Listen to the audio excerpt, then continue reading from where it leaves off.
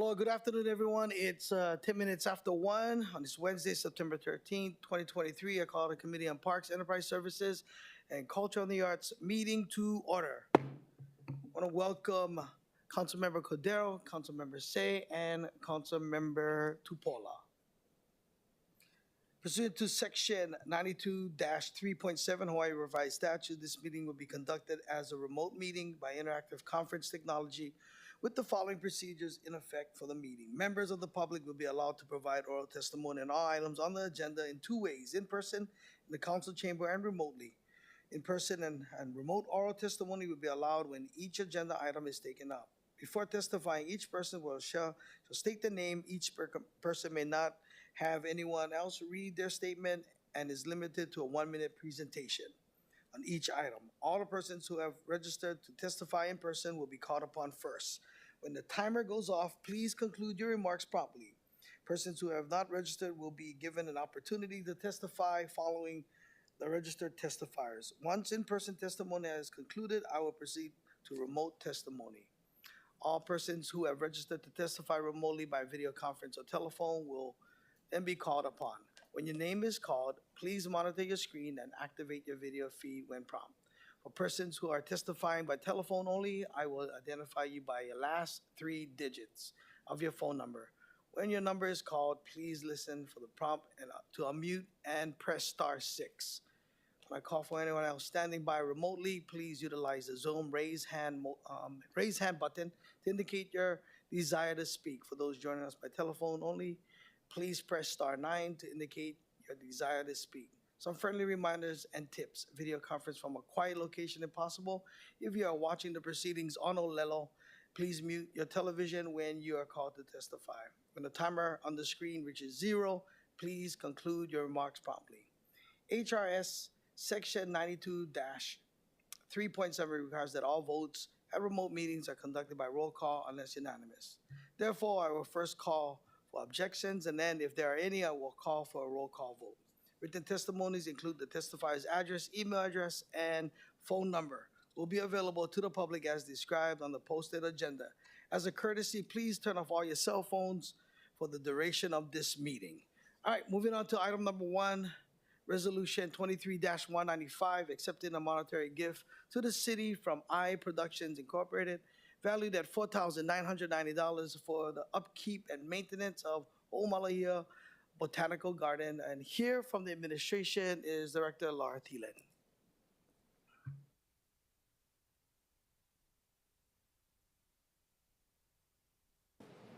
Good afternoon, council members. Laura Thielen on behalf of the Department of Parks and Recreation.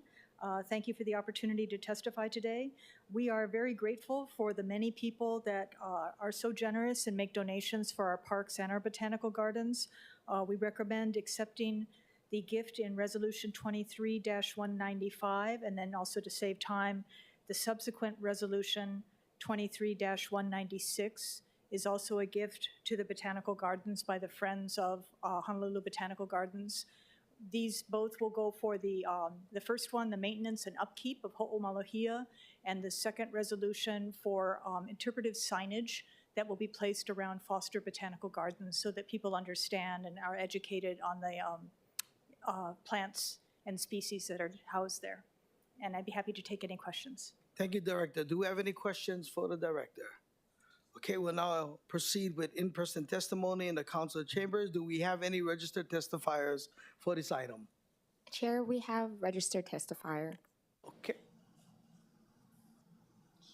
Sorry, Chair, there are none. Okay, all right. Okay, is there anyone else who'd like to testify on this item? Okay, we'll now proceed to remote testimony. Do we have any registered testifiers for this item? Chair, there is a registered testifier. Okay, I see Angela Melody Young's hand up, so that's who I'm assuming, right? Okay, go ahead, Angela.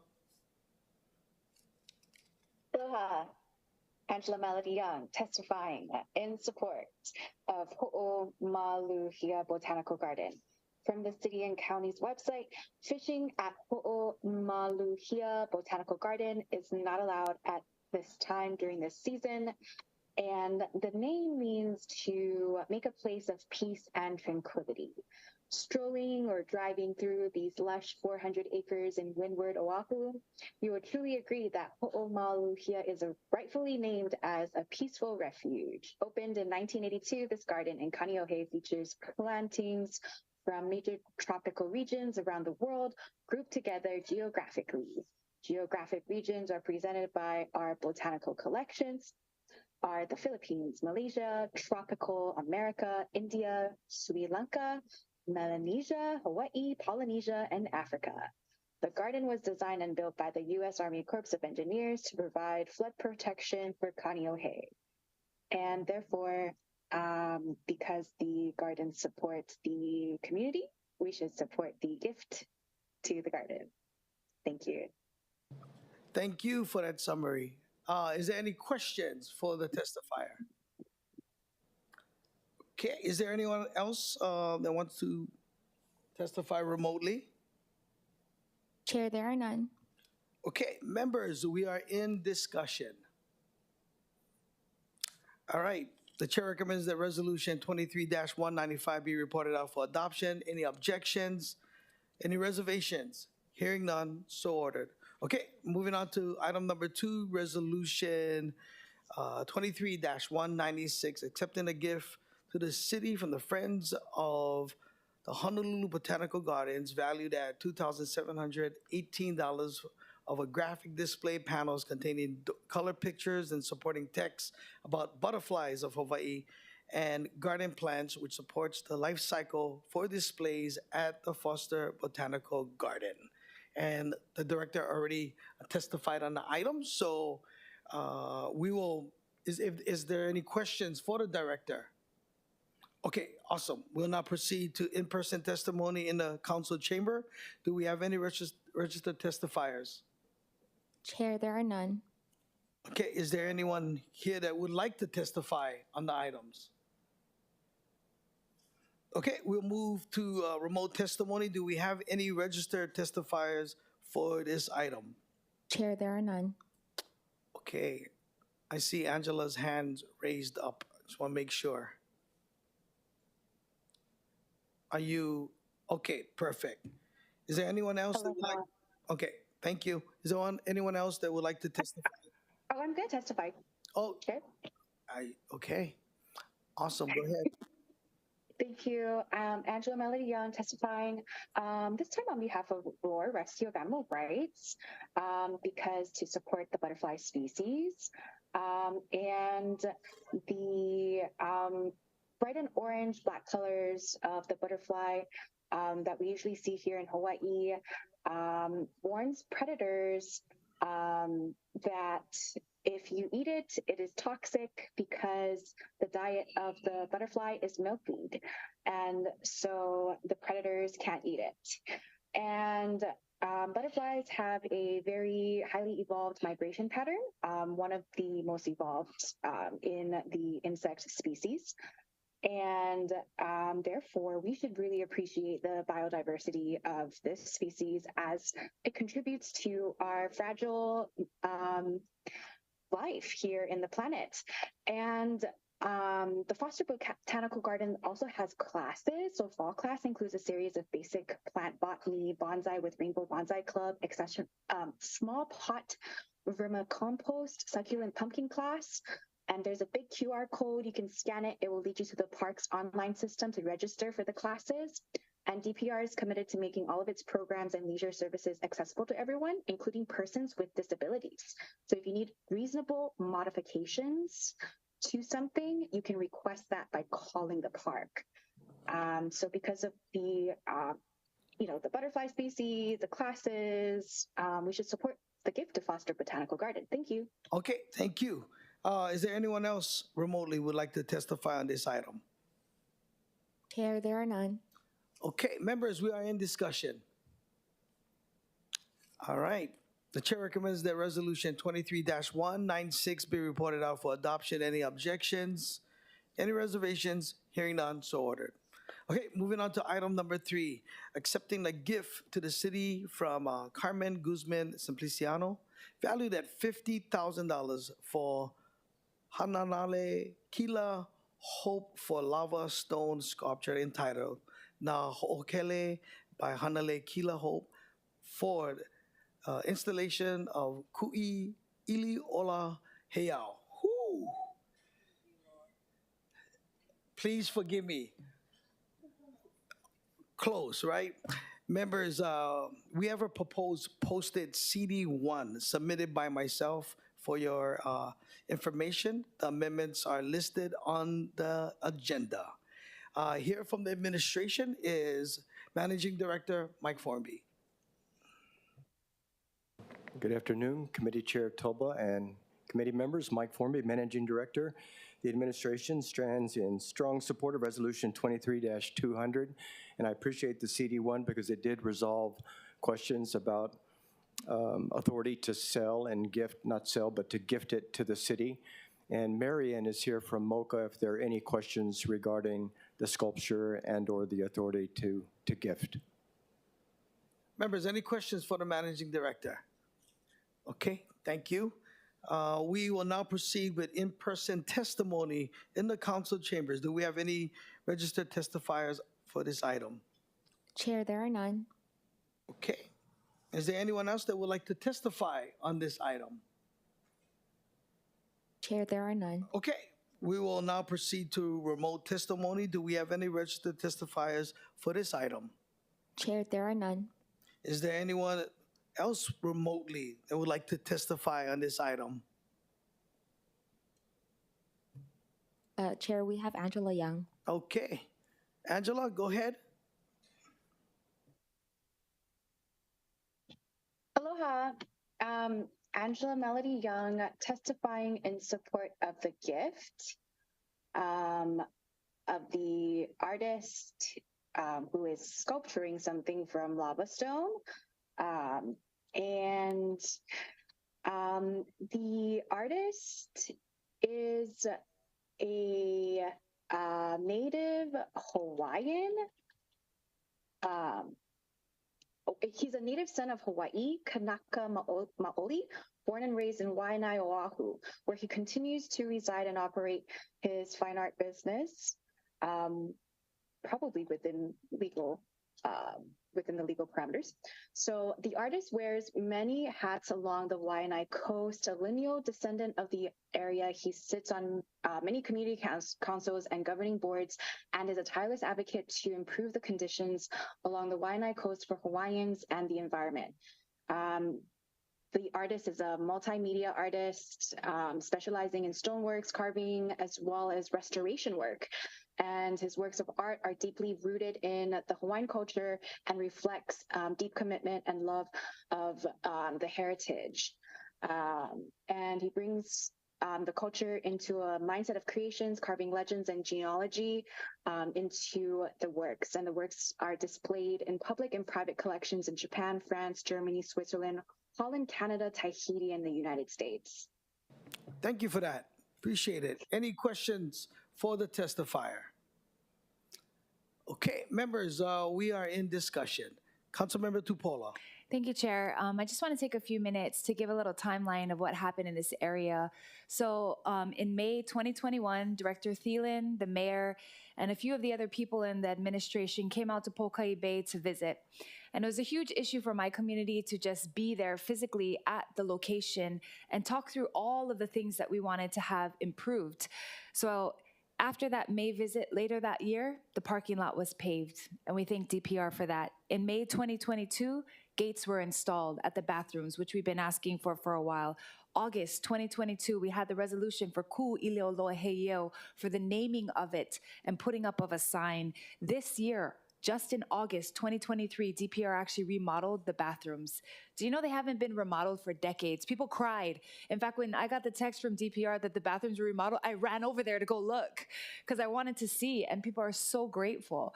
And so we're here at this moment talking about the installation of this statue, and actually, in May 2021, Uncle Hanale was there. Since he has passed.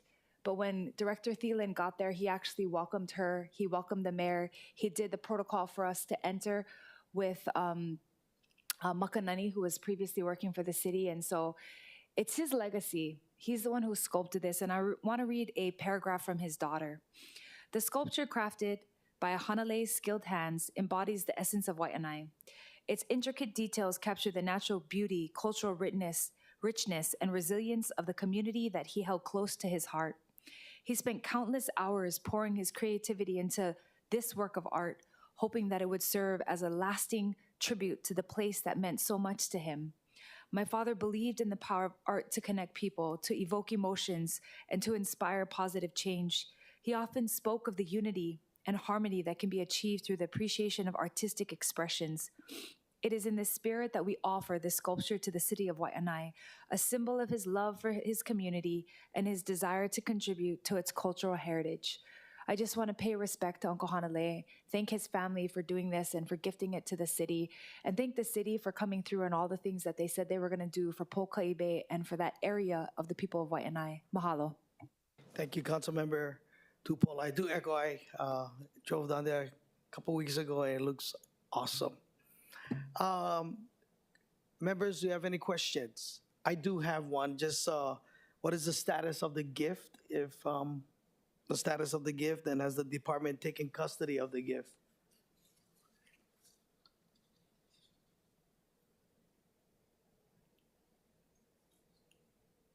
Aloha, council members. I'm Marian Kadora with the Mayor's Office of Culture and Arts, and we are just waiting for the final approval from City Council, and then we will move forward with the installation of the sculpture at the park, which then it will become possession of the Art and City Buildings collection. Awesome. Thank you. Thank you. Chair, one quick follow-up. Sure. Excuse me, can I ask one more question? Where is the placement of the sculpture going to be? Thank you for that question.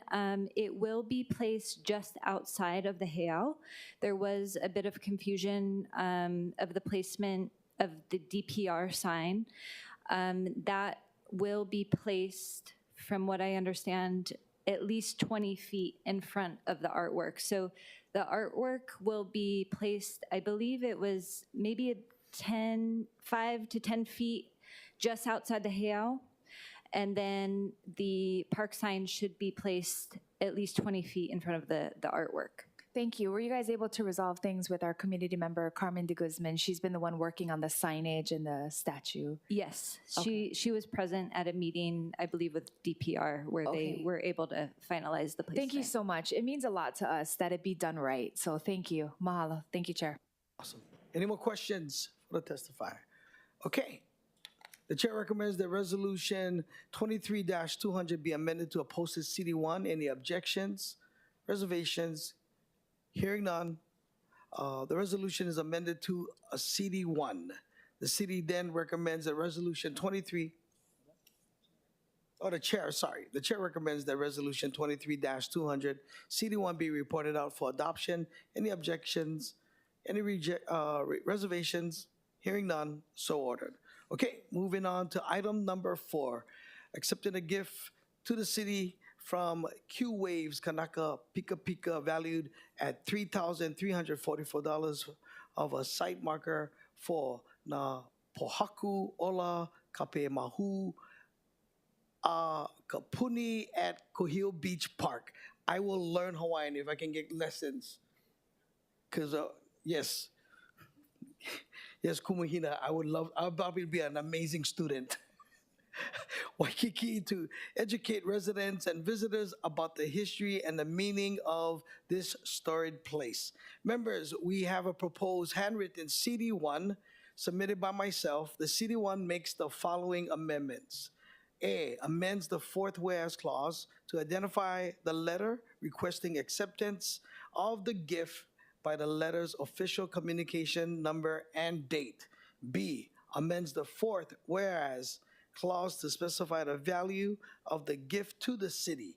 And then C, makes miscellaneous technical and non-substantive amendments. And here from the administration, Managing Director Michael Formby. Thank you, Committee Chair Toba and committee members. Mike Formby, Managing Director. So the administration stands in strong support of Resolution 23-208. Just in the last week and a half, we received a communication regarding I have to be very careful how I speak here, but a disagreement with a reference to a URL on the plaque. And this is a matter that also caused the Kahu group to request that this matter be postponed today. And the administration replied by email this morning and asked this council to in no way postpone the decision today. If there is a disagreement between the Kahu group and the Kapaiamahu team as to the URL reference, that is a matter that should be bifurcated from this gift resolution hearing. It's a matter that the administration can handle and take up on its own outside of this legal process. And we would ask that you move forward today accepting the gift so that we can keep the time frame that everyone has been working for moving. So respectfully, if you have any questions further, I'm happy to come up and answer, but I can tell you, I met with the mayor, discussed it with the mayor, and we're comfortable with the plaque the way that it's written, but we also are willing to hear from both sides further, and we don't think it needs to be settled before today's decision. So thank you for the opportunity to testify in support. Thank you, Managing Director. Members, do you have any questions? Councilmember Cordero. Thank you, Chair. Hi, Managing Director. I was just wondering, you mentioned a timeline that you're working with, and may I ask what that timeline is? Sure, and Councilmember Cordero, to be fair, I would like a group that is here to testify today, the Kapaiamahu team, to be able to give you more direct information on that. But I can tell you that this process of coming up with the signage has been underway for some time. To my knowledge, at least a year and a half, maybe approaching 2 years. And the mayor and I personally invited the two groups into the conference room within the last month to discuss the English version of the Native Hawaiian language on the plaque. And we came to an agreement in that meeting. And subsequently, when the language was proposed, there was a reference to URL, which has now caused one side to ask again for us to reconsider. But this kind of conversation about the content of the plaque, the Native Hawaiian version and the English version, has been going on for a lengthy period of time. And I personally cannot speak to the depth of the discord between the two groups, but I believe members of the Kapaiamahu team can do that, and they can express to you the relevance of the time frame. Okay, thank you. And I'm grateful for the update on the time frame leading up to today, but I mean, what timeline are we working toward? Because you mentioned we're still working on a timeline, but is there a certain deadline or event that we're trying to reach? Yeah, and I would say that timeline has long passed. I mean, the truth is, we were trying to get this accomplished 4 months ago. But I would like the Kapaiamahu team to speak to that instead of me. But the goal is you have to order the plaque. The plaque has to be actually forged out of metal, and then it has to be delivered and it has to be installed. Okay, thank you. Thank you, Chair. Members, any questions for the Managing Director?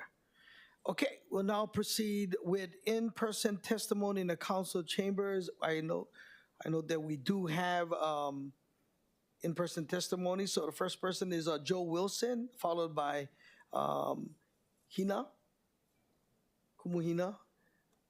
So go ahead and press the on and off button at the base of the microphone and begin by stating your name. Thank you, sir. Aloha, Chair, and thank you very much, and aloha, committee members. My name is Joe Wilson. I'm a member of the QAVE's Kanakapaki team, Pika team, which essentially is Hinale Moana Wankalu, Dean Hamer, and myself. We have been working for the past 10 plus years on many different projects here in Hawaii and the Pacific. Kapaiamahu, over the past 10 years, we have engaged in research, community engagement activities to develop a fuller understanding of the history and meanings of this beautiful mo'olelo and the 4 stones that symbolize the mo'olelo and are there to honor these 4 great healers from Tahiti here in Hawaii.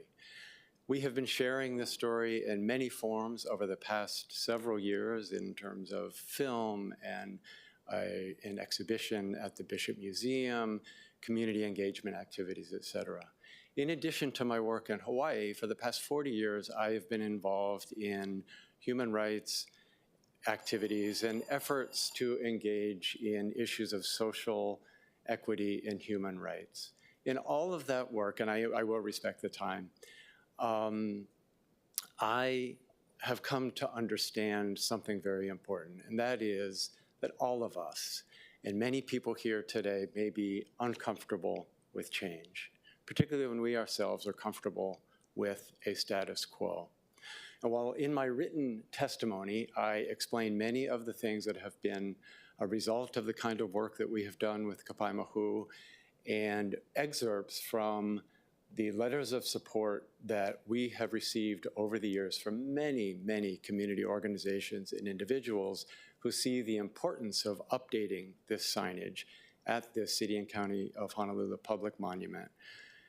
There's something I carry with me to remind me of why this is really important, and when efforts to distract us from what the actual goal is, I try to stay on track, and that is, it's a picture of a young child that the parents sent to us after learning of the story of Kapaimahu. And in this picture, their young child is standing at the stones of Kapaimahu.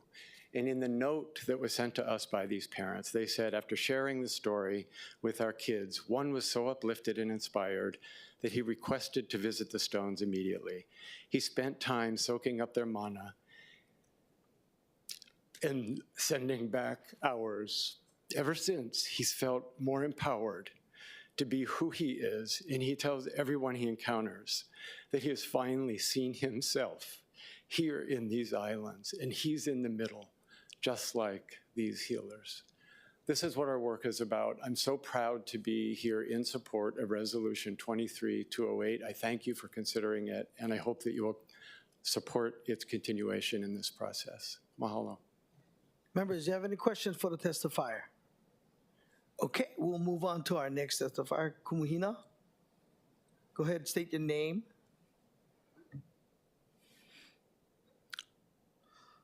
Ano ai ke aloha ia kākoa pauloa o wau no o kumu hina lei moana wa Kalu. Mahalo nui ia oe chair, esteemed council members. Mahalo ia oko no ka oko ho manawa nui me ka oko mau hana nui. I ask your support on this resolution for the following reasons.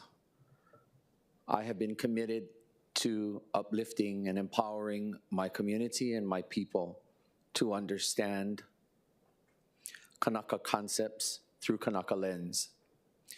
This is but one of the many stories that come from a plethora of mo'olelo within the history of my people and these islands.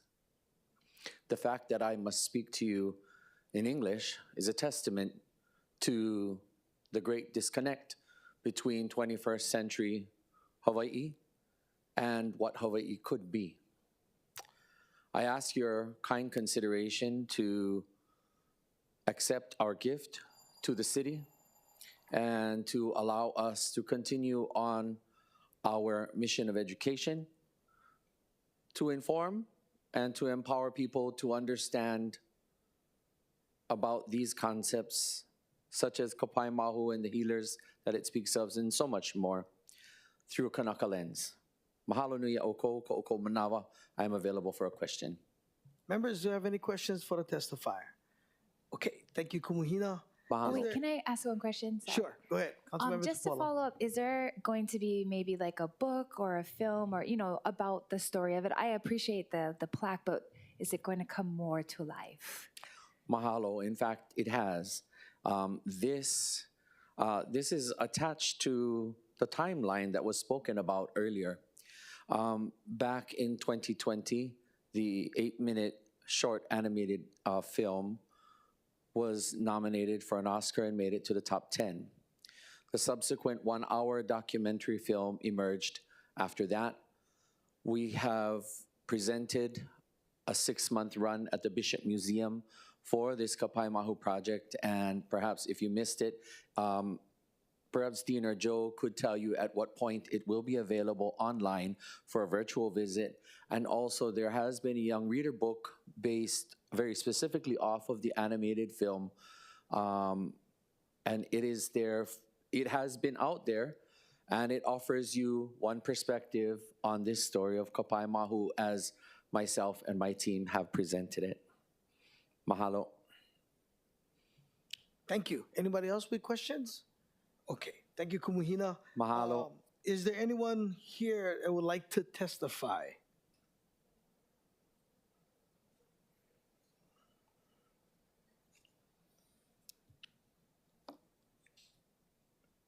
You can go ahead. It's on right now, so you can go ahead and speak. I just need you to state your name. Aloha. My name is Laulani Teal, and I am one of the La'aulapa'au Haumana who takes care of the site of Napo Haku'ola o Kapaimahu Akapuni. We were given that kuleana in 1997 in a ceremony that involved basically all of the greatest healers of that time. They included my teacher, Papa Awai, and I'm here with Babette Galang, who is the head of our Haumana group and was his kako'o.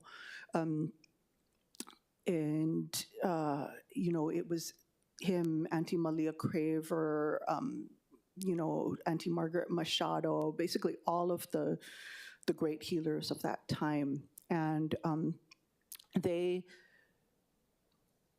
gave us very specific kuleana with very specific protocols and very specific responsibilities to the site. And I think we've done our best to uphold that. I want to be very clear that I am in no way opposing this resolution in the long term. However, some things have come up, and I do ask that you defer it temporarily, so that we can all achieve pono together, so that we can present together, as we did at the MOCA meeting previously, where we were united, but then some things happened, and they just need to be resolved. They need to be set right, because for us to say that something is pono, it needs to be pono on all elements, and we are talking about a sacred site here. So for that reason, I ask that at this time, and I think it's very important to remember that in an indigenous time frame, time runs a lot differently, than it does in a lot of the realms that we're used to working in. Time flows according to what the need is to set things right. And we are absolutely committed to that. We are committed to doing that work. I want to commend everyone here, including Managing Director Formby and all of the team here have done awesome work working together. It hasn't always been easy, but we've done it. We've done it really successfully. We just have a few more things to work out. And it will help us to work out if we can be given the time to do that properly. So I would just like to make that request. And again, I am in no way opposing this project in the long term. It is a very important project that we've invested tons of time into too. And we would love to see this move forward in a pono way at a pono time. Mahalo. Anyone with questions for our testifier? Okay, we're going to move on to anyone else in the chamber that would like to testify. Chair, if it's okay, I'd like to ask a question to Kumuhina when that time's up. Okay. Oh, we can do it right now if you want to. Okay, Yeah. Kumuhina, if you could, definitely want to hear your perspective on the timing and resolution of what was just brought up. Mahalo nui a oe. Ina olelo ko nung wawa mako olelo mako ini nao no unuhina lako. Aye.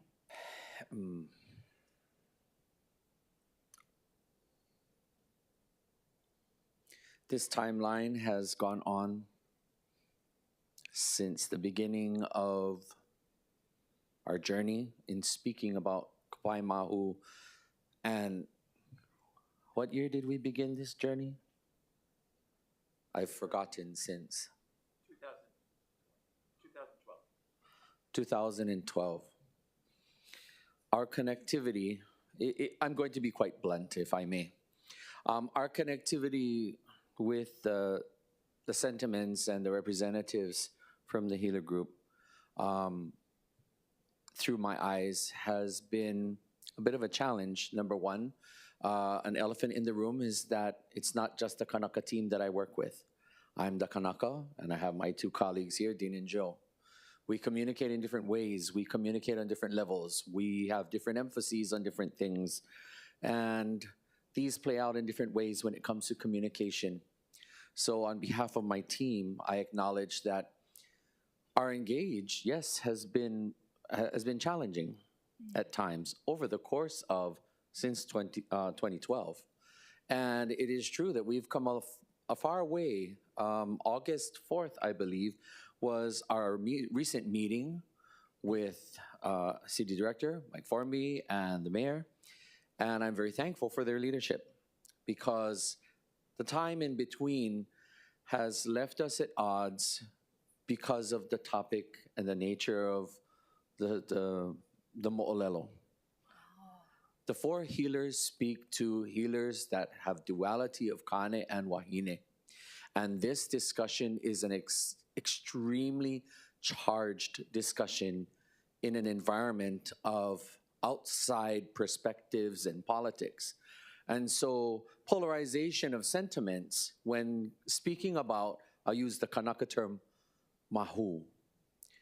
Polarization gets to be extremely challenging because in order for someone like me, and I'll just speak about me, although me is my team too, in my effort to put forward a story that highlights four individuals whom, if I may, the word kulana and kuleana, role and responsibility.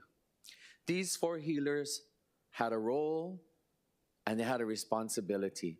But in order for me to demonstrate that this role and responsibility was even more heightened and fulfilled with even more astonishing wonder is because of their duality. They had kane and wahine. And this historic notation is made in the references that we cite in our work. So for me to put my name and my credibility behind this is something I'm very confident about. Now, you're asking me the question of timeline and our engage. And I believe that, with all due respect to all the members of the healer group, they were following the specific instructions of the kupuna who were healers at the time to not make any mention of anything that would indicate to the outside world about the dual nature and the dual spirit of these healers, because it's an ugly world that we live in. And this ugly world can be very contentious and it can be very destructive, especially when it comes to honored and sacred sites, such as the stones of Kapai Mahu. And so the kupuna, in their wisdom at that time, did not want to draw any unnecessary attention. I believe, if I'm speaking to the elephants in the room, that's what this is about. I see.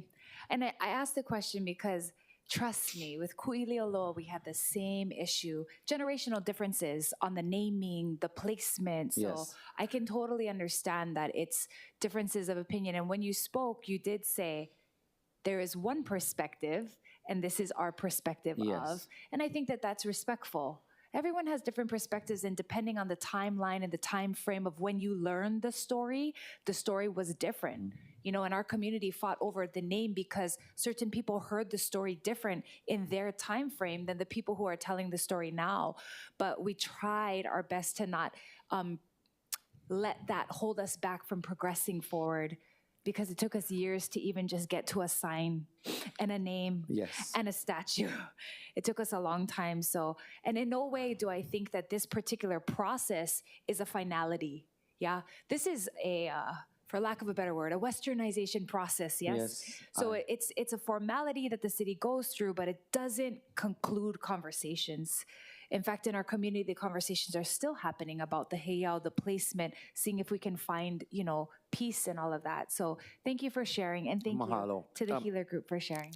If I may, I would just close with this thought that when Hawaiian language is spoken and exchanged back and forth in newspapers in the 1800s into the early 1900s, there were many, many noted historians and scholars of the time, as well as everyday people, that all exchanged their understandings of the multitude of things to talk about in the Hawaiian world, of which included stories like this and others.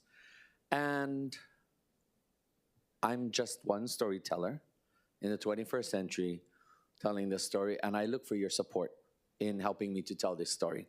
Mahalo nui. Mahalo. Mahalo, Chair. Okay, I got a question. You can, if we pass this out today, are you committed, I guess, Anthony in the back too, and working on the disagreements resolving before the resolution goes to the full council?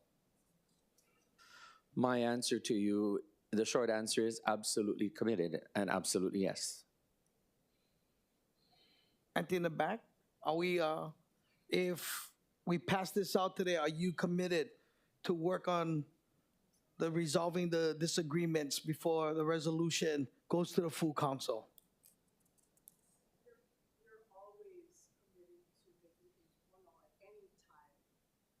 Okay, she says she's committed. Okay, thank you.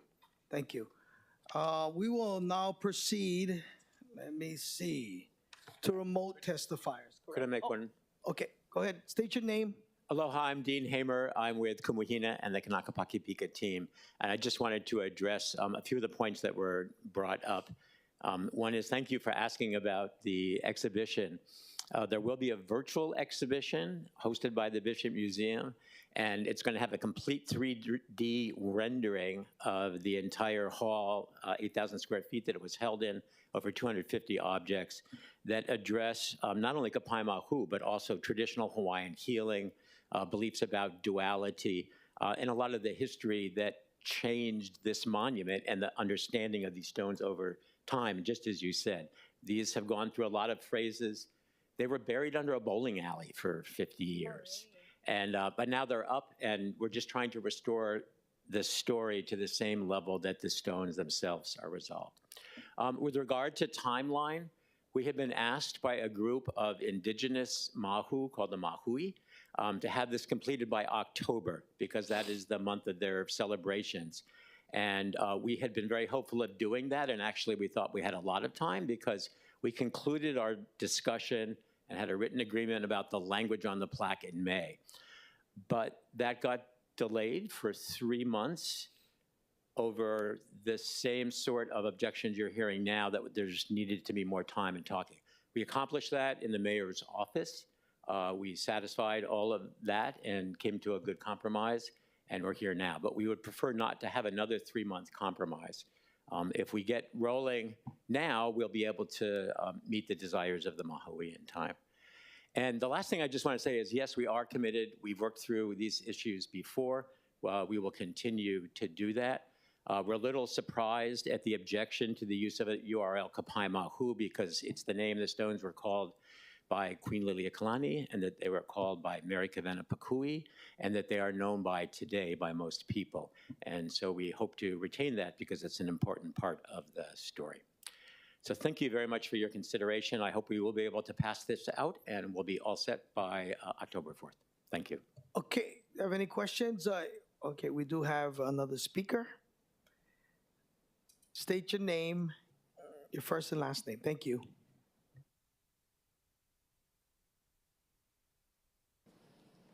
Aloha. My name is Babette Galang, and I'm a haumana to Papa Awai, Auntie Margaret Machado, and Auntie Malia Craver. I was with Papa in 1997 when the dedication of Nā Pohaku Ola Kapai Mahu a Kopuni. That is the name of this vahipana. Nā Pohaku Ola Kapai Mahu a Kopuni. not kapai mahu. Nā pohaku ola, kapai manu, kapai mahu akupuni. These 4 seers, healers, came from Tahiti. And they were there at the ceremony, and Papa Wai asked them if we could now take the kuleana, the responsibility of caring for them. This is in 1997, so we have been caring for these pohaku for like 25 years. And so protocols never and rituals never change. Even today, the protocols remain the same. And we are dedicated to make sure that protocols and and we are here to protect the pohaku, but to also know and acknowledge there are many, many different stories. There is no one story, but I just wanted to make that, and we have been working with them. We have been working very hard, and it's sometimes it's difficult, but in the end, we have aloha for each other, and we try to, because this is healing, these are healing stones for all humankind, all humankind. And so we need to also talk to the kupuna from Tahiti, you know, where the pohaku came from. So I just wanted to say thank you very much. No, thank you. Thank you for your testimony. Okay, is there anyone else in the room that'd like to testify? Yes, once again, Hinale Moana Wang Kalu, I'd like to add on to your understanding of title. The title that was just acknowledged by Babette Galang is the title given by the group of elders/healers in 1997 for the purpose of rededication. The academic work that we have done in researching the history, the original reference, the eldest reference that we have found, according to James A'alapuna Harbottle Boyd, during the time of Queen Liliuokalani, the stones were referred to as Kapohaku Kahuna Okapai Mahu. That is for your background information. Again, with all due respect to what has been presented, we present our work on this information I've just relayed. Mahalo. Thank you. Okay, is there anyone else in the room that'd like to testify? All right. Moving on, we'll go to remote testifiers. Is there anyone that'd like to testify on this item? Chair, we have Angela Young. Okay, Angela, go ahead. Aloha. Angela Melody Young, testifying on behalf of CARES and Strong Support. Thank you for the team and the testifiers standing in the gap between the museums and art organizations and public policy. The Mahu culture is important to me because my cousin was trans, and although I'm Christian, I've always supported the trans and Mahu ways of life. I think there are moments when people can disagree but yet still be kind. And the guiding principles in the work of Q Waves and Kanaka Paki Pika is that Hawaii is the piko, or the source where life begins. And the Healer Stones are a sacred site in the middle of Waikiki Beach, one of the most popular tourist destinations in Hawaii. According to tradition, the stones commemorate extraordinary mahus, individuals of dual and male and female spirit who brought the healing arts from Tahiti to Hawaii. After a long period of cultural neglect, which included being buried, the stones were unearthed and are again inaccessible. However, the significance as a memorial is much diminished by the altering of the story and the altering of the names. Okay, I'm gonna need you to wrap it up. I think we got a lot of history today, so thank you. I need you to wrap it up. Your time is up. Okay. Thank you. You're awesome. Thank you. Okay. Members, we are in discussion. Councilmember Tupola. Thank you, Chair. Just want to thank everyone for being here, for sharing their mana'o, and also for the work that has apparently happened for many, many years. My goodness, more years than I thought. we had a similar conversation about the place, the name, the length. And I will say that it's very important in the Hawaiian culture not to shorten names, not to leave out words or stories that needed to be told. And when we went back and forth on the issue in my own community, we had to really come to an understanding that possibly including both, whether one was included in the plaque and one was the name of the area, because the area had a different name than the heiau, but they were similar in name, and no one wanted the kupuna to be disappointed in our choice, right? And actually the heiau that we just went through also was voyagers that came from Tahiti and used that as a navigational heiau. So I just want to encourage, since everyone's made a commitment here today, encourage us to use the timeline to find resolution. As opposed to be forced into resolution, the timeline gives us the ability to come to the table many times and come to the table anew, because we had to come to the table many times and clear our minds from all of our thoughts and try to start again until we were able to get there. And so I do thank you guys for making the commitment and wish everyone luck on moving forward with this, because either way, I think that it would be great for us to find some progress in something that has not only just had these markers be unearthed, but also the story to be told again, which many of the stories of Hawaii are lost. So whenever they come back to life, we just give gratitude and thanks. Mahalo. Thank you. Members, Councilmember Cordero. Thank you. First off, I would like to be in support of moving this forward. I do want to get clarification, as I know that title and name, and as Councilmember Tupola mentioned, that what is listed on the pohaku is correct. And I just want to either get clarification, either from the administration or whomever from Kumuhina or anyone else from the groups, to figure out what exactly what we are accepting now in the resolution and its attachment with the GIF form would be what we would be accepting, moving forward in the full council. Do we have information on that? Is it what is supposed to be at na pohaku ola kapai mahu a kapuni? Is that going to be what it is? It should. Yes. Managing Director Farmby.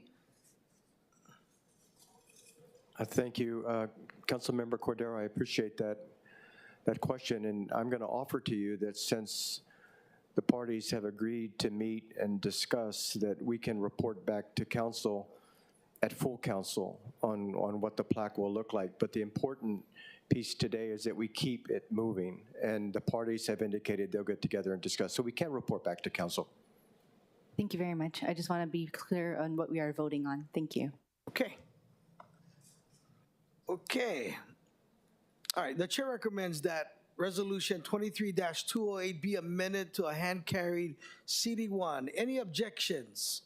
Reservations? Hearing none, the resolution is amended to a CD1.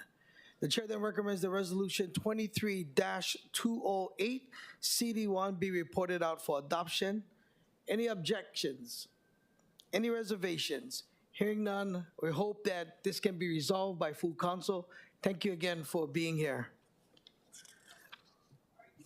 Moving on to item number 5, Resolution 23-201, urging the Department of Parks and Recreation to promote park maintenance and revitalization of city parks by implementing a program of rotating week-long park closures. And here from the administration is Director Laura Thielen.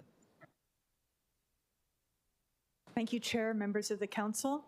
I want to first begin by mahalo to Councilwoman Tupola for recognizing the work that the DPR staff have done over at Pokai Bay. I'm immensely proud at all of the work that we've been able to accomplish through our maintenance support services section, and they've just really done a fantastic job around the island.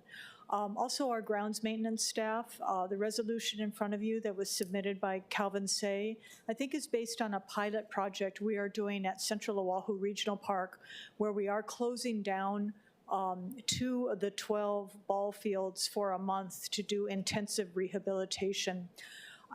What we need to do is measure whether that system works. I don't know whether week-long closures would be the best way to do this. We are also taking a look at our Adopt-A-Park program. We've revitalized that. We have about 100 Adopt-A-Park agreements that we've put out over the last 2 years. We're amending them to include a planting program and then to do a ball field management program so that we can work with more people along those lines.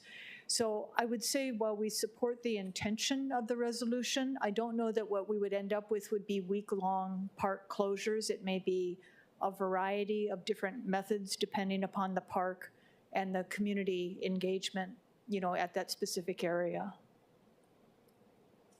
Do I have any questions for the director? I know we'll give you an opportunity, Councilmember Say, to, if you want, explain more about the bill. Sorry, resolution, I apologize. That's okay. Yeah, the introduction of the resolution, basically the objective was to try to see how we could control the homeless encampments in our city and county parks. A week-long closure may help rather than, having a sweep. One day they're there, next day they're gone, next day they're back. And I think last 2 years I've been stating that, for Stadium Park, Inha Park, Moilili Park, Crane Park, Alawai Park, Makiki Park, Cartwright Park, etc., has played a major part in the homeless staying there and staying over. The idea was that if you could close it for 1 week, it's going to be very difficult for them to come back also. But in the meantime, you could really do the maintenance of your respective facilities. But in the end, if there is no need for the resolution, I'll be open to not having it be adopted. But I just hope that all of us can address the homeless situation. So it's another approach to the homeless issue as the other measure that was introduced in regards to shopping carts. And these are things that I was trying to see how we could, as a council, address the homeless situation on top of the other 2 programs that we have. Thank you. Thank you, Councilmember Say. Do you have any comments on what was just presented? No. Any questions for the director, Councilmember Tupola? Thank you so much. So, Director, just to go along those lines, because actually I was thinking about meeting with you about this, but I didn't know this resolution was coming. Because my thought process was, we had kind of closed off Lahi Lahi Beach Park, which I was having significant issues because of the closeness of illegal campers to the building next door. And I felt like the closure of it kind of, one, allowed the land to heal, allow the residents a little bit of respite. But I was gonna ask if we could plan better so that I could bring in community members that really wanna clean. Because it did get cleaned in the SPO, but not the kind of clean I like. Like I wanted to clean it. And then when we do the SPOs like on the beach, I need the sand to be restored because there's huge holes and there's also a lot of trash in it. So I wanted to like clean it and not just, okay, now the SPO is done. And I do think that I have enough people in the community that are very willing to help. But then if it's closed off, then we don't have to have like the whole human interaction part. At the same time, we're trying to restore the beach park. So I agree with you on maybe let's not put the word week because it could take a little bit longer. But in the area I'm specifically talking about restoring the sand, it's right there by Ulehawa Canal, and DFM is there cleaning the sand, but we need that whole area to be clean, and we're willing to help out in that area, but I think a closure would help us so that we could go all the way down the beach and clean it good from all of the things that have been left there, and it'll give the land a little bit of a respite. So just wanted to hear your thoughts, because I think the dovetailing with the SPO for me is something I've wanted so that we can jump in and start to participate in the restoration. We are definitely looking for partnerships along these lines, but I think the way you've explained it also demonstrates how much time is needed to be developed, working with the various people to coordinate these types of events. So while we love working with volunteer groups, it does take a significant amount of staff time to do. A lot of these projects are not going to be 1 week, they're going to be longer, and we're not going to necessarily be able to do 52 projects at that level a year, because of the amount of staff time it's going to take and the coordination work. We're very grateful for the FRF funding that we got to be able to work on our Adopt-A-Park and community gardens and other type of volunteer programs, because we've now got a lot of materials in-house, a lot of understanding and flow charts between our staff, and so that's why we've been able to bump up the Adopt-A-Park agreements, and we'll continue working on that and making them better. In some cases, the SPO work is done with some other departments, and we may not be able to control the schedule, but to the degree we can, we would like to be working with community members. And if we have groups lined up as Adopt-A-Park groups, then we already have those agreements in place. We've got the points of contact, and we're more likely to be able to have that type of coordination kind of seamlessly worked in. So I think we're going to get there. It's just going to take some time, and if you guys can be patient with us as an organization, knowing if we're not able to work with your group this month, it's because we're running about 20 different Adopt-A-Park events every month, and we have one position right now working on that, so it's time. Thank you, Director. And I'm aware of the SPO coordination that's needed, and I'm going to be pulling together SPO meeting because for me, I see a lot of groups come out and they're not Adopt-A-Park people. They just come out and they clean all the time in Waianae, and I'm like, dang, we really should coordinate because we just cleaned this park. I'm like, I need this area to be coordinated, but then again, I would rather them not have to clean around encampments when this whole area was just cleared. Can we clean this open area? So that's what I wanted to have the meeting about, because we have frequent SPOs and they're in areas that, I've told some of our, providers and others, but I think if we got on a better schedule, this would actually alleviate the work for everyone. So I'm looking forward to meeting with your department on that. Thank you, Chair. Councilmember Cordero. Thank you. First off, Director, I would like to say that I do like some type of form of possible closure. So a resolution like this, maybe if we can find compromise, maybe we could look at the regions, not regions, but the different districts that we have. So how many parks districts do we have on our island? Our department has basically divided the island into 5 administrative districts. They are not concurrent with the council district boundaries. You obviously have 9 districts. We are taking a look at the Windward North Shore district because that is a single district that runs from Makapu'u all the way out to Dillingham. And that is a very long district. So that's something that we're kind of looking at. Maybe we need to, divvy that up. But for right now, we have 5 administrative districts within the department. So let's say if we take something with the intent of this bill for either closures, but look at it, I want to say region-wise, but parks district-wise, whether it be 5 or 6, and there's a focus on maybe one or two sites for out of the 5 or 6 districts that we may end up with, and focusing on, I guess, the maintenance of those parks. And instead of having 52 parks closed per week each year. If I may suggest, because I'm hearing kind of 2 different purposes behind this resolution, right. And I think it's hard to think of the language now, given the variety. And we also have some, I think, larger issues around the SPOs. We understand that there is going to be some additional work done through the court system. Perhaps the committee may consider holding the resolution for the time being. Let us have some conversations with the council members to better understand the goal, because we may want to bifurcate how we deal with the scheduled maintenance for the fields from some of the other underlying motivations for this resolution. So that's a good distinction, because there are parks, like from the 5 administrative districts, there's certain parks that are staffed, but majority of parks aren't always staffed.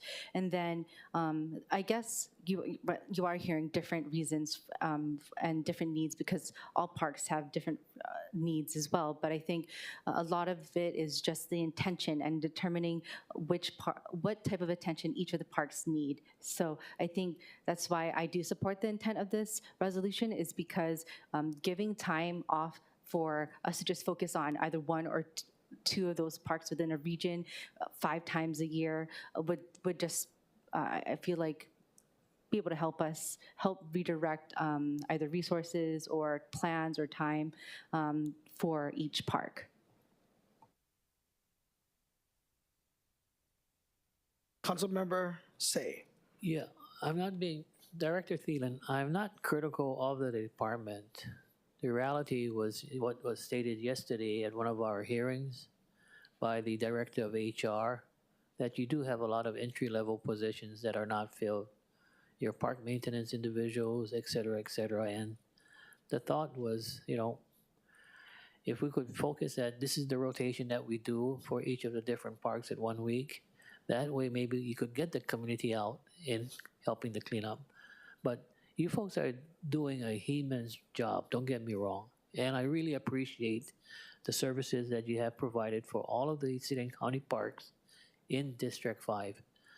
I think for Council District 5, we must have the most parks compared to the other, five regions that you have. But that's the reason I'm just bringing this up. I just want to see how we could help you and support you in maintaining all of these parks. Thank you. Okay. I want to thank Councilmember Wire. He's going to allow us to go to about 2:45 to start. Yes, we'll start the next committee at 2:45, okay. We'll move on to in-person testimony in the council chambers. Do we have any registered testifiers for this item? Chair, there are none. Is there anyone else that would like to testify on this item? Chair, there are none. Okay, we will proceed to remote testimony. Do we have any registered testifiers for this item? Chair, we have Angela Young. Angela, go ahead. Hello, Angela Melody Young, testifying in support of the parks. And I think it really matters about the why. Why are we addressing the parks? Is it the homeless? Then there's specific work to be done by safety-related groups such as NSWs. NSWs can walk at the park. Our NSW walk meets at the park next door. But if the root is like you're trying to address plant restoration because the vegetation is browning, then maybe there can be a focus about getting community gardens going. And the park next door to us needs both safety initiatives because there's homeless and plant restoration. Clean Water Heroes cleans parks. We cleaned up at the park with Clean Water Heroes. And I think it'd be nice to get a community garden because then the gardeners can plant and you can rent out the park, each plot for $26, and it will be an extra funding stream. And the park will be busy, so no more homeless people. And also, it's the plant restoration work is going to be done by the gardeners instead of like staff. And it's kind of like the weed and seed concept, right? Like weed out in undesirable activity. Angela, I need you to wrap it up. Okay, thank you. Appreciate that. Thank you. Is there any more registered testifiers? Chair, there are none. Okay. Thank you guys so much for this healthy discussion. I think, as we bring back and work on Adopt a Park, by the way, I do have a beautification cleanup this Saturday. Anybody watching in my district, 10 a.m., Kapapapui Park. Thank you for the intent, Councilmember Say. I think we all are concerned and we all want to see our parks clean and our neighborhoods, our communities getting back to taking ownership. Chair, if there's one request from Councilmember Say, okay, instead of at 10 o'clock in the morning or 10 a.m., how about 8 a.m. before the sun rises? Thank you. I will come to your park at 8 a.m. to help you and then go back at 10. How's that? Because of this, I'm going to postpone. I think there's a lot of discussion can be had, and I think we can come with something solid. So the chair recommends that the resolution 23-201 be postponed to a date and time to be determined by the committee chair. Okay, moving on to item number 6. Oh, I'm sorry, that's right. I have to do that. I don't know. Is there any objection, any reservations, any objections, any reservations? Hearing none, so ordered. Okay, moving on. Thank you, Councilmember Cordero.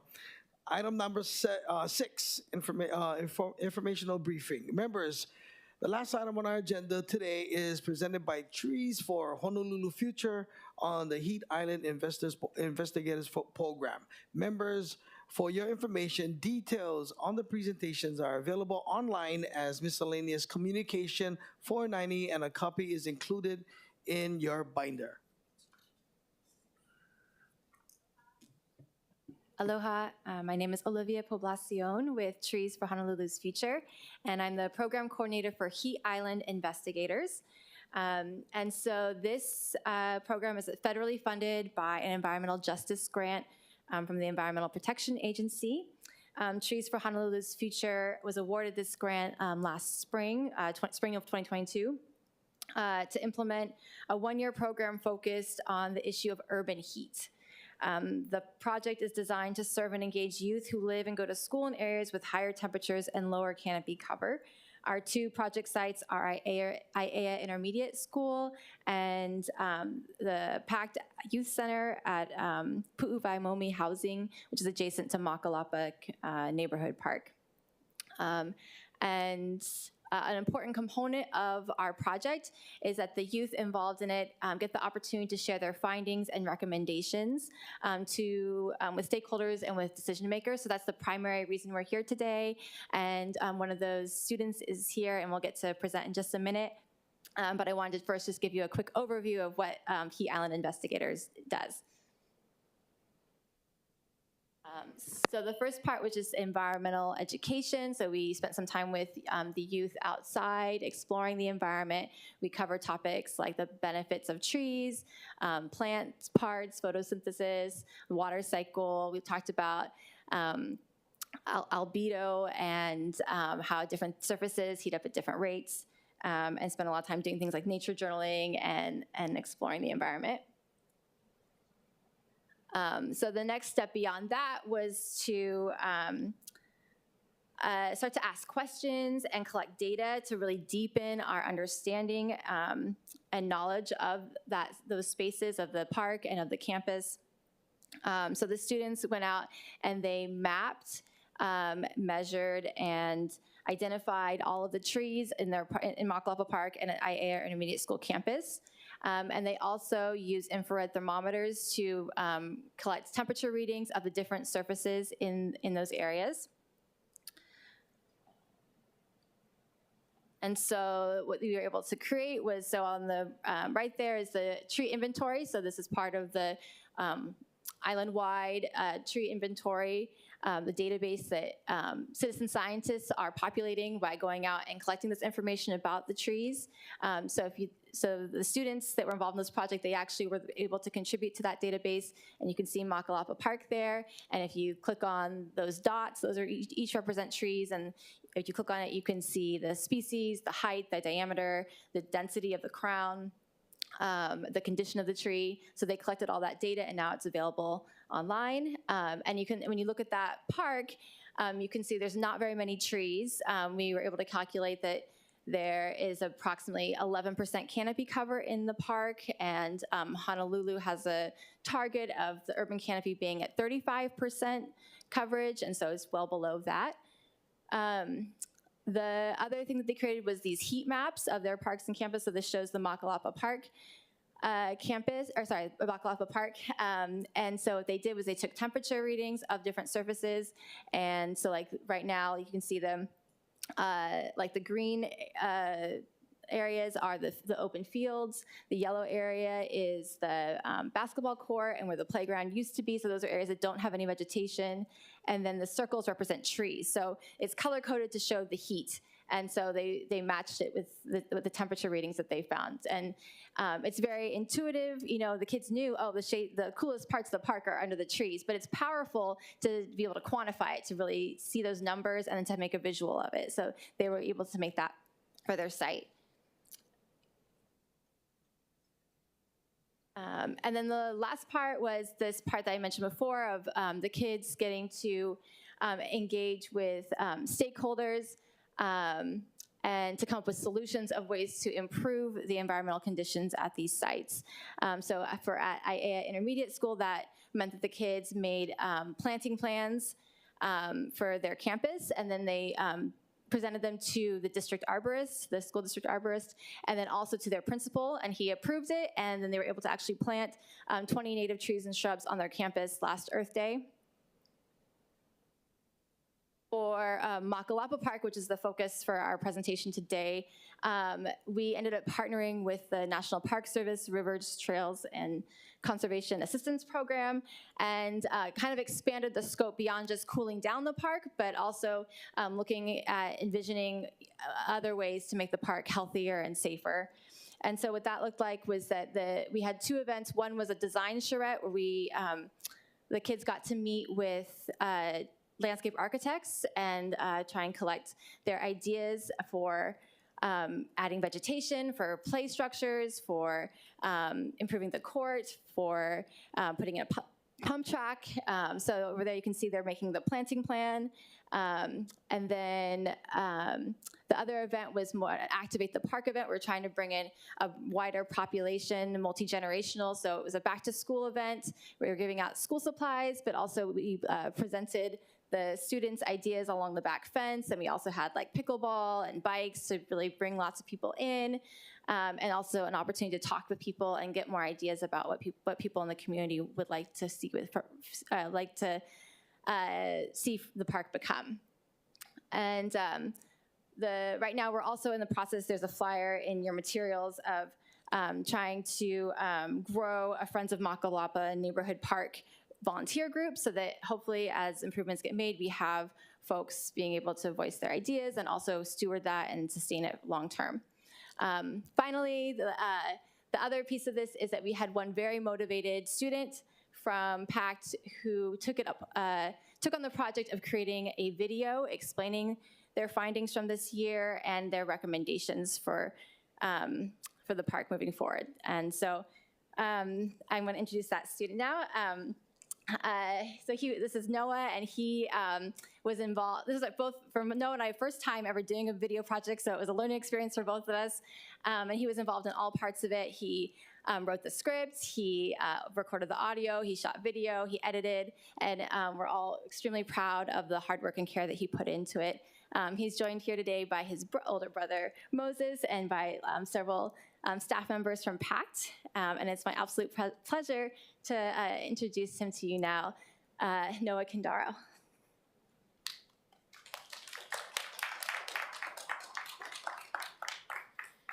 Hello, my name is Noah. I am a 10-year-old fifth grader of Aiea Elementary School.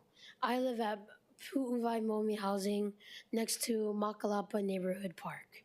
I wanted to make this video because many parts of the park is broken and fewer people use it. I hope this park becomes into something great where everyone can enjoy and be safe. Thank you, young man. Now, before we play the video, council members, it's almost 2:30, and Councilmember Wire has graciously allowed us to go overtime, so our Housing, Sustainability, and Health Committee will start at 2:45, okay?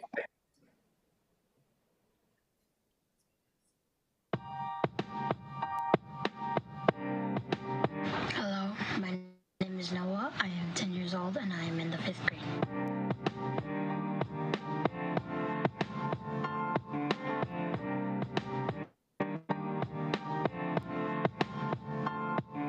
This is Makalapa Community Park. It's located in Aiea next to Pu'uwai Momi Housing, which is where we live. My friends and I play at the park every day.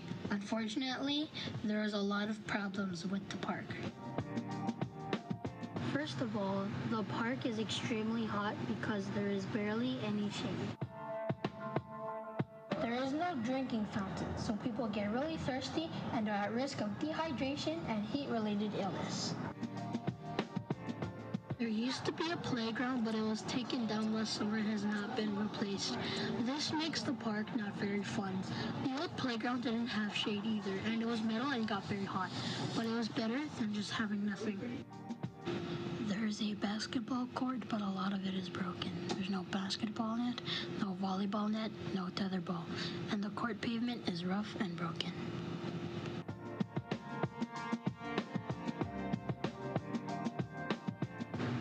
park, there is only one trash can, and there's lots of litter around the park, and that's bad for the environment.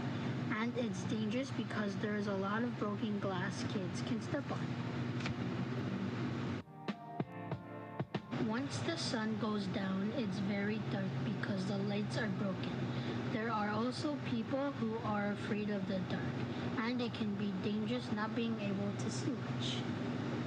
There used to be a bathroom, but it was also taken down. That's a problem because people need to use the bathroom, but there is nowhere to go. There's no benches to sit on in the park. We get tired and want to rest after playing basketball, and the court is too hot to sit on. During the last year, we've been learning more about the park and our environment.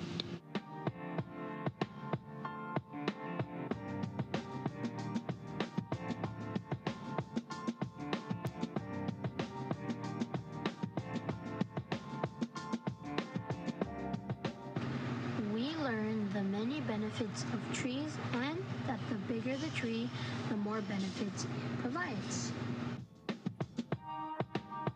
Trees give us shade, food, oxygen, and homes for animals.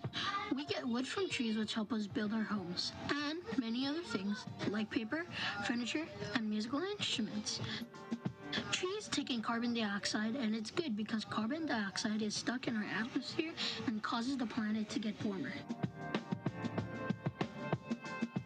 We identified, measured, and mapped the trees in our park and put them into our tree inventory. There are 6 trees in our park, 1 monkey pod, 3 ear pod, 1 tamarind, and 1 kiawe. The city and county of Honolulu wants the urban canopy to be at least 35%. Currently, Makalapa Park only has 11% canopy cover, and 0% are native trees. We measured the temperatures of different surfaces around the park and learned which areas are the hottest and coolest. Pavement, rock, and sand heat up faster than grass and water.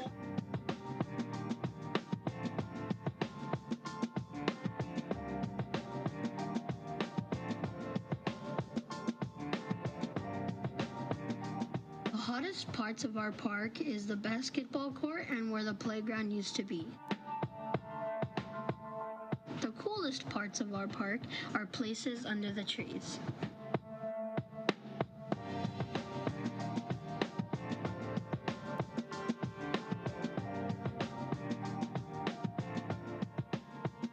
Here are our recommendations for improving the park.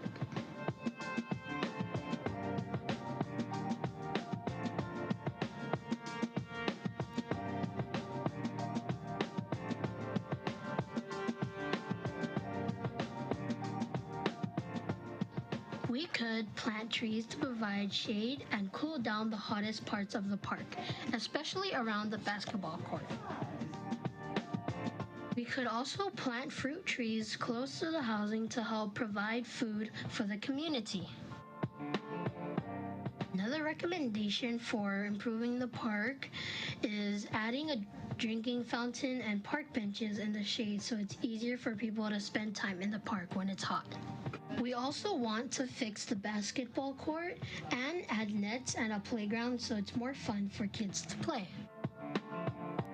We could also have the lights repaired and more garbage cans added so the park is safer. Finally, we want to replace the bathroom so the park is cleaner and more convenient, and we can have events in the park. I think if we can make these changes, Makalapa Park would be a healthier, safer, and more fun place to play. And it would be a really great place to relax and spend time with friends and family. I would also like to create a community service team to help take care of the park and the new improvements.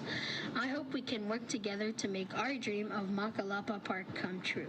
Thank you for listening. Mahalo, kiriso, and thank you.